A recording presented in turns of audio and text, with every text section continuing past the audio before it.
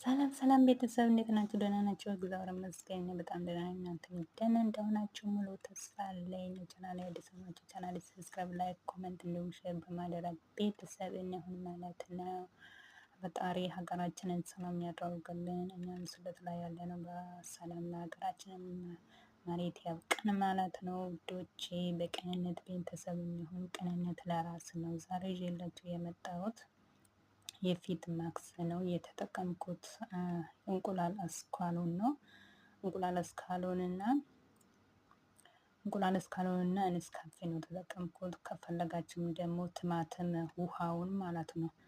ውሃውን ጨምቃችሁ እና ስኳርም አድርጋችሁ አንድ ላይ ምስክ ቢደረግም ሁሉንም አንድ ላይ ተደባልቆ መቀባትም ይቻላል። በዛ ደግሞ እንቁላልና ኔስካፌ ብቻም ይቻላል ማለት ነው።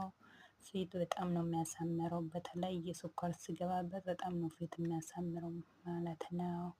ራሳችሁን ጠብቁ፣ ራሳችንን እናንከባክብ ማለት ነው ውዶች። ፊታችሁ ስትቀቡ ደግሞ አንገታችሁንም መቀባታችሁን እንዳትረሱ ማለት ነው።